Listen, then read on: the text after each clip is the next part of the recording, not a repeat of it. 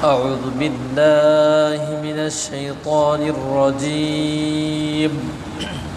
بسم الله الرحمن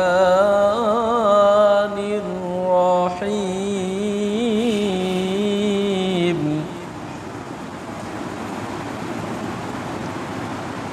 ما للظالمين من حميم ولا شفيع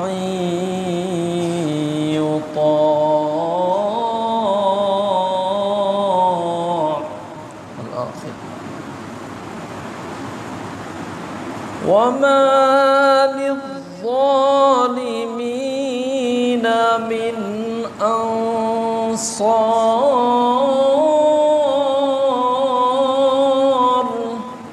الآخر. وما كان لنبي أن يغل ومن يغل يأت بما غل يوم القيامة ثم توفى كل نفس ما كسبت وهم لا يظلمون.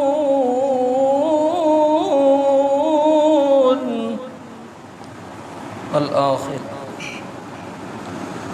وإما تخافن من قوم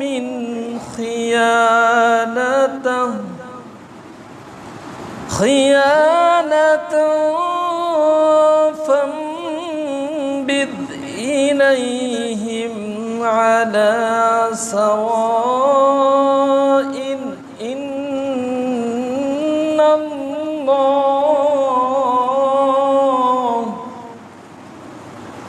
إن الله لا يحب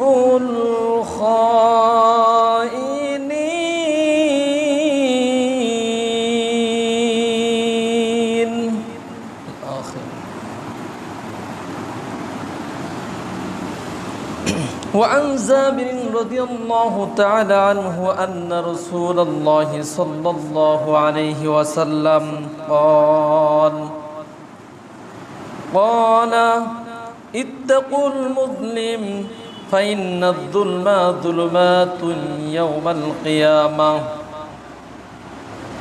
واتقوا الشح فإن الشح أهلك من كان قبلكم حملهم علي أن سفكوا دماؤهم واستحلوا محارمهم.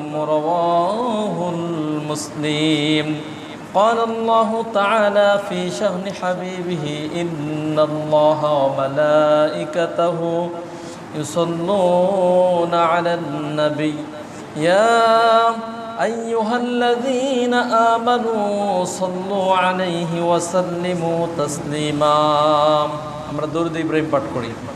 اللهم صل على محمد وعلى آل محمد كما صليت على إبراهيم وعلى آل إبراهيم إنك حميد مجيد.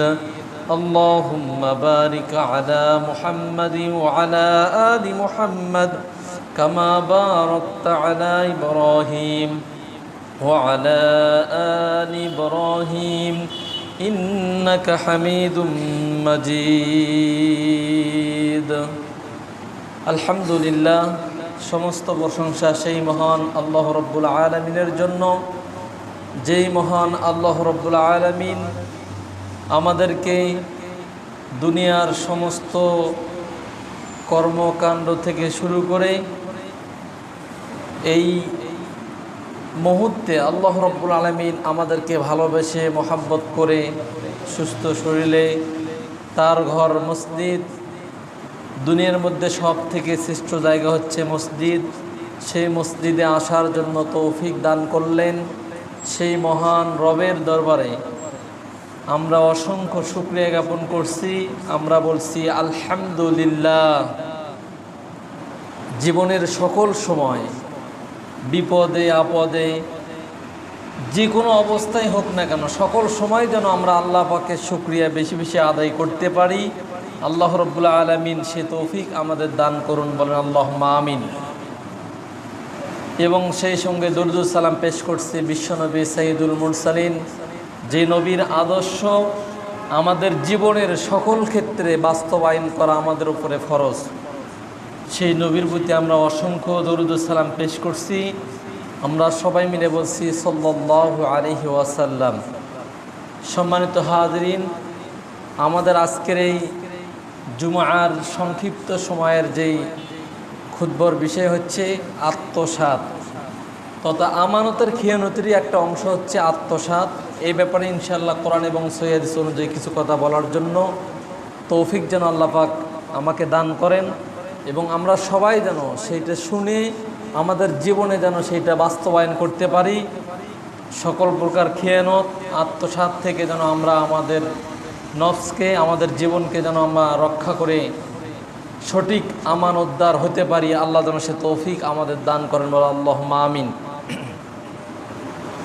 সম্মানিত হাজিরিন, আল্লাহ রাব্বুল আলামিন পবিত্র কোরআনুল কারীমের মধ্যে বলে দিয়েছেন মা লিয-যালিমিনা মিন হামিমিন ওয়ালা শাফিঈন ইউতা।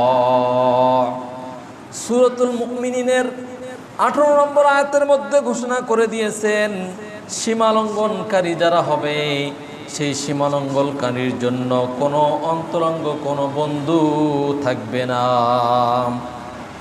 এবং তাদের জন্য কোনো সুপারিশকারী থাকবে না। শুধু তাই নয়, আল্লাহ পাক বলেছেন ওয়ামা লিয-যালিমিনা মিন আনসার। আরেক জায়গায় আল্লাহ বলেছেন ওয়ামা লিয-যালিমিনা মিন নাসীর, যে জালেমদের জন্য কোনো সাহায্যকারীও থাকবে না। সূরা হজ্জের 71 নম্বর আয়াতে আল্লাহ তাআলা এইভাবে বললেন।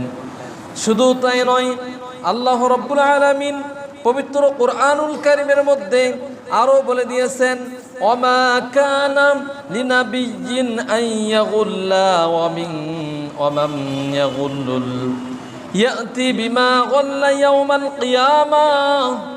আল্লাহ পাক বলেন আর কোন নবীর পক্ষে আত্মসাৎ করা শোভনীয় নয় এবং যারা যদি কেউ আত্মসাৎ করে এই আত্মসাৎকৃত বস্তু নিয়ে কিয়ামতের দিনে ওই ব্যক্তি উপস্থিত হতে হবে। যে কোনো ব্যক্তি হোক না কেন, যারাই আত্মসাৎ করবে, যারাই আমানতের খিয়ানত করবে, এই আত্মসাৎ করলেই কিয়ামতের দিনে যতটুকু হোক না কেন সামান্য পরিমাণও যদি হয় সেটা নিয়েই কাল কিয়ামতের দিনে তারা উপস্থিত হবে। সম্মানিত হাজিরিন, আল্লাহ পাক বলে দিয়েছেন সুম্মা তুওয়াফা কুল্লু নাফসিম মা কাসাবাত ওয়া হুম লা ইউযলামুন। আর প্রত্যেক ব্যক্তি যা কিছু অর্জন করেছে তার ব্যাপারে কিয়ামতের দিনে তার ব্যাপারে কোনো জুলুম করা হবে না, সামান্য পরিমাণও জুলুম করা হবে না। যার যা প্রাপ্য তা তাকে সেদিন বুঝিয়ে দেওয়া হবে। সূরা আল ইমরানের 161 নম্বর আয়াতে আল্লাহ তাআলা এইভাবে বলে দিয়েছেন। আল্লাহ রাব্বুল আলামিন আরো বলে দিয়েছেন ওয়া ইম্মা তাখাফান্না মিন কওমিন খিয়ানাতান ফামবিদ ইলাইহিম আলা সাওয়া। আল্লাহ পাক বলেন হে নবী, আপনি মানুষদেরকে জানিয়ে দিন তুমি যদি কোনো সম্প্রদায়ের বিশ্বাস ভঙ্গের তথা খিয়ানতের আশঙ্কা যদি তুমি করো তবে তোমার চুক্তিকেও প্রকাশ্যভাবে তাদের সামনে নিক্ষেপ করবে তথা বাতিল বলে তাদের সামনে তুমি বলে দিবে। মনে করুন কাউকে যদি কোনো দায়িত্ব দেওয়া হয়, সেই দায়িত্ব যদি সেই বান্দা পালন করতে না পারে সে যেন প্রকাশ্যে বলে দেয় আমি এই আমানতটা, আমার এই দায়িত্ব আমি রক্ষা করতে পারবো না। কাজী সে যেন প্রকাশ্যে সেই কথাটা যেন বলে।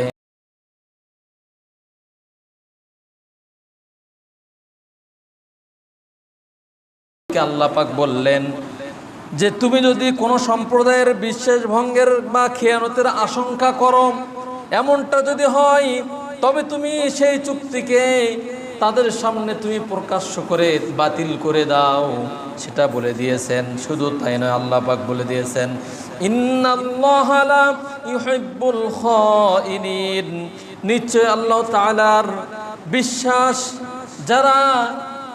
যারা আল্লাহ রাব্বুল আলামিনের সেই ওয়াদা যারা রক্ষা করতে পারবে না, যারা বিশ্বাস ভঙ্গ করবে, তো তা আমানতের যারা খিয়ানত করবে, তাদেরকে আল্লাহ রাব্বুল আলামিন পছন্দ করেন না।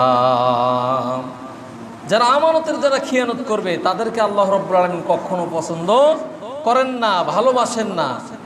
এই জন্য সম্মানিত হাজিরিন, আল্লাহ রাব্বুল আলামিন আরো বলে দিয়েছেন যানিকা লিয়া'লামা আন্না লাম আখুহু বিল গায়বি ওয়া আন্নাল্লাহা লা ইয়াহদি কাইদাল খাইনিন।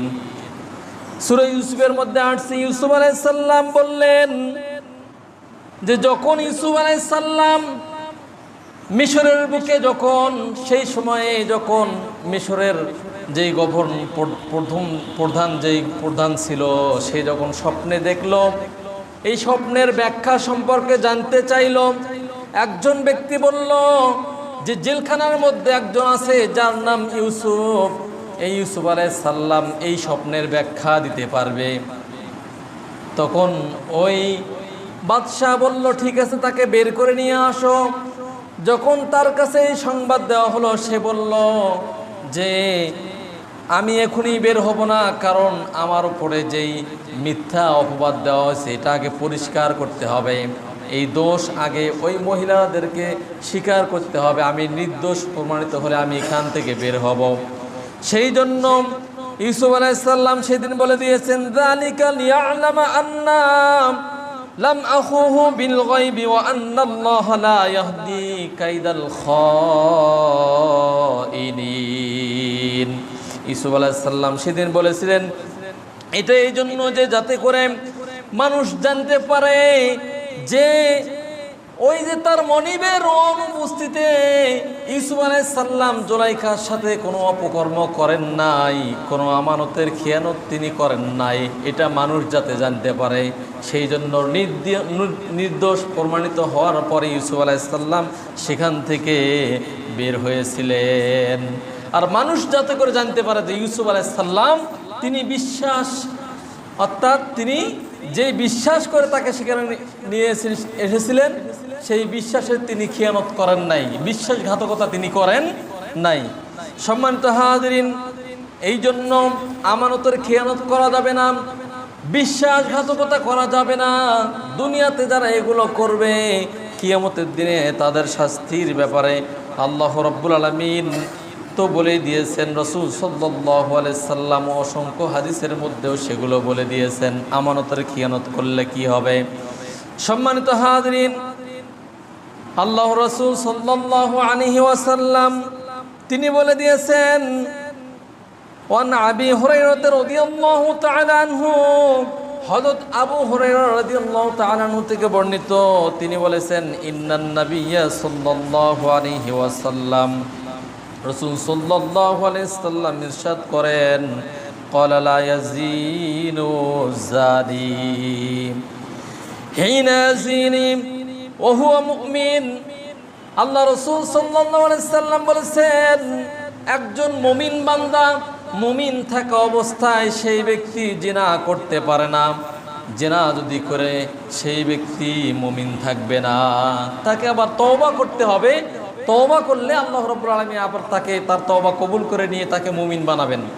সম্মানিত হাজিরিন, আরো বলে দিয়েছেন ওয়ালা ইয়াশরাবুল খামরা হিনা ইয়াশরাবুহা ওয়া হুয়া মুমিন। মুমিন থাকা অবস্থায় কোনো ব্যক্তি মদ পান করতে পারে না, মদ খেতে পারে না, কাজী আপনি যদি কাউকে দেখেন সেই বান্দা মদ খাইতেছে, বুঝতে হবে ওই বান্দার মধ্যে ঈমান নাই। ঈমান থাকলে সে মদ খেতে পারতো না। আর মদের বিষয়ে আমাদের দেশের মানুষ তো মনে করেন শুধুমাত্র বোধহয় এই যে আমাদের দেশে যে মদগুলো পাওয়া যায় বিদেশি মদগুলো, এগুলোই মনে হয় মদ।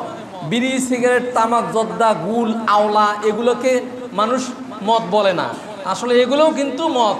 আর আমাদের দেশে কিছু কিছু হুজুররা আছে, এরা আবার মসজিদের মধ্যে বসে একবারে বাবা জর্দা খেয়ে একবারে সুগন্ধে ভরে ফেল দিবে। এরা আবার বলে মাকরু। মাকরুর কোনো বিষয় নয়। মদ যত প্রকার নেশাজাতীয় দ্রব্য আছে সবগুলোই মদ। এই জন্য ইমান যদি আপনি বলে মুমিন বলে যদি দাবি করেন, অবশ্যই আপনাকে এই বিড়ি, সিগারেট, তামাক, জর্দা এগুলো ছাড়তেই হবে আল্লাহর জন্য, যদি মুমিন বলে দাবি করেন। আর যদি মনে করেন যে আমি নামধারী মুসলমান, তাহলে খান আপনি, আপনার বিবেক এখন এখানে কাজ করতে হবে। সম্মানিত হাজরিন, রাসূল সাল্লাল্লাহু আলাইহি সাল্লাম এই জন্য বললেন, কোনো বান্দা মুমিন অবস্থায় সেই বান্দা মদ খেতে পারে না, নেশাদার দ্রব্য পান করতে পারে না। 3 নম্বরে রাসূল সাল্লাল্লাহু আলাইহি সাল্লাম বলেছেন, 3 নম্বর রাসূল সাল্লাল্লাহু আলাইহি সাল্লাম বলেছেন যে ওয়ালা ইয়াসরিকুস সারিকু হিনা ইয়াসরিকু ওয়া হুয়া মুমিন। কোন বান্দা চুরি করতে পারে না যদি তার মধ্যে ঈমান থাকে। ঈমানদার ব্যক্তি কোনোদিনও চুরি করতে পারে না। যদি আপনি চুরি করেন, বুঝবেন যে আপনার মধ্যে ঈমান নাই, আবার তওবা করে ঈমান আনতে হবে, তবে আপনি মুমিন হতে পারবেন। এই জন্য যারা চুরি করা সামান্যটুকু হলেও যদি চুরি করে, সেটাও চুরির অপরাধে সে গণ্য হবে।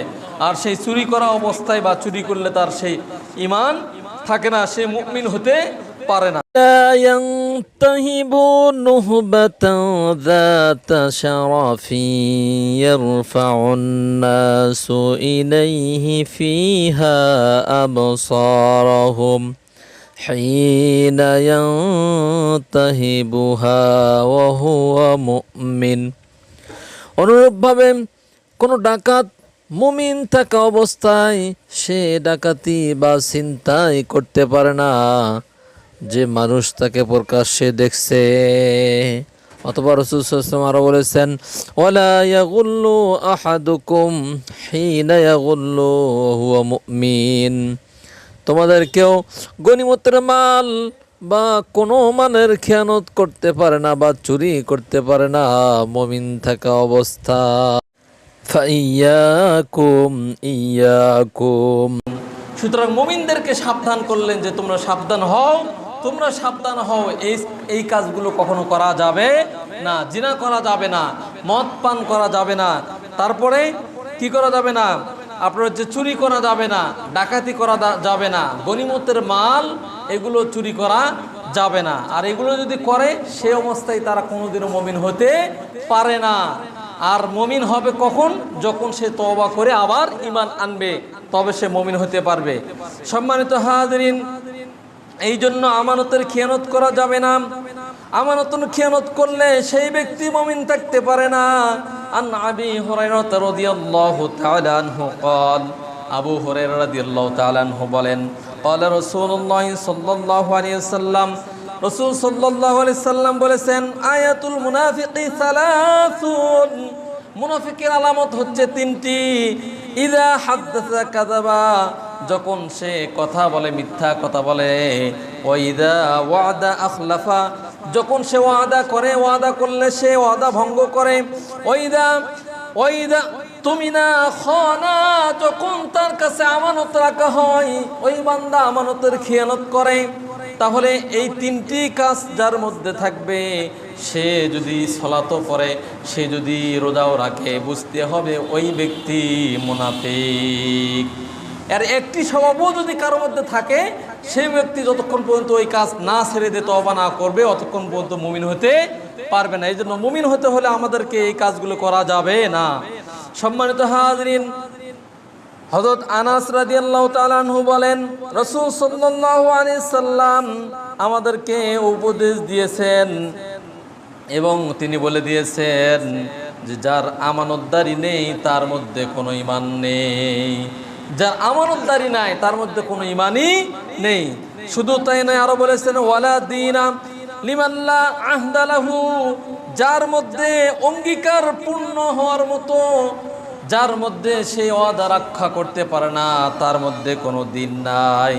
যে অঙ্গীকার পূরণ করতে পারে না, তার মধ্যে কোনো দিন নাই। সম্মানিত হাজিরিন, এই জন্য মুমিন হওয়ার জন্য অবশ্যই আপনাকে আমানত রক্ষা করতে হবে, অবশ্যই আপনাকে অঙ্গীকার পূরণ করতে হবে। রাসূল সাল্লাল্লাহু আলাইহি সাল্লাম আরো বলেছেন, আন আবি হুরায়রা রাদিয়াল্লাহু তাআলা আনহু قال قال النبي صلى الله عليه وسلم أدى الأمانة إلى من تمنك ولا تخن من خانك। তিরমিজির মধ্যে, আবু দাউদের মধ্যে হাদিসটি এসেছে, যেখানে আবু হুরায়রা বলেন রাসূল সাল্লাল্লাহু আলাইহি ওয়াসাল্লাম বলেছেন, যে ব্যক্তি তোমাদের কাছে আমানত রেখে তাকে তার সমান আমানত তাকে বুঝিয়ে দাও, আর যে ব্যক্তি তোমার সাথে আমানতের খিয়ানত করেছে তার সাথে খিয়ানত করো না। খিয়ানত করা যাবে না, যদিও ওই বান্দা আপনার সাথে আমানতের খিয়ানত করে থাকে, কিন্তু আপনাকে তার সাথে আমানতের খিয়ানত করা যাবে না। সম্মানিত হাজিরিন, রাসূল সাল্লাল্লাহু আলাইহি সাল্লাম আর বলেছেন, যে ব্যক্তি অত্যাচার করে, অর্ধহাত জমি দখল করে, মানুষের মধ্যে এমনও মানুষ আছে অন্যায়ভাবে অন্যের জমি দখল করে নেয়। রাসূল সাল্লাল্লাহু আলাইহি সাল্লাম বলেছেন, যদি কোনো ব্যক্তি এক হাত বা অর্ধ হাত পরিমাণ যদি কোনো ব্যক্তি মানুষের জমি দখল করে নেয়, নিশ্চয় কিয়ামতের দিনে তার 7 জমিন পরিমাণ তার কাঁধে সেদিন ঝুলিয়ে দেওয়া হবে। হাদিস বুখারী এবং মুসলিমের মধ্যে পেয়ে যাবেন।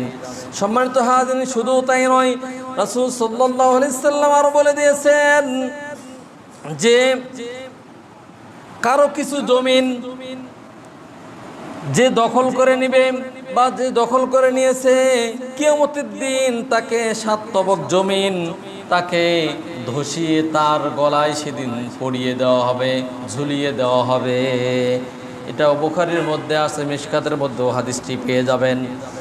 শুধু তাই নয়, রাসূল সাল্লাল্লাহু আলাইহি সাল্লাম তিনি বলেছেন যে কোনো ব্যক্তি অন্যায়ভাবে কারো 1 বিঘা জমি দখল করলে তাকে আল্লাহ রাব্বুল আলামিন 7 তবক শেষ পর্যন্ত সেই জমিটা সেদিন খুঁড়ে, যে জমিটা সে দখল করেছিল 7 তবক জমিন খুলে তার গলায় সেদিন পরিয়ে দেওয়া হবে শিকল স্বরূপ। শিকল যেভাবে মানুষের গলায় পরানো হয়, এইভাবে ওই 7 তবক জমিন খুঁড়ে তার গলায় সেদিন বেঁধে দেওয়া হবে, ঝুলিয়ে দেওয়া হবে। সম্মানিত হাজিরিন, এই হাদিসের মধ্যে এসেছে, যতক্ষণ না মানুষের বিচার শেষ না হয় অতক্ষণ পর্যন্ত যারা অন্যায়ভাবে অন্যের সম্পত্তি ভোগ করবে, ওই সম্পত্তিটা তার গলায় ঝুলিয়ে দেওয়া হবে।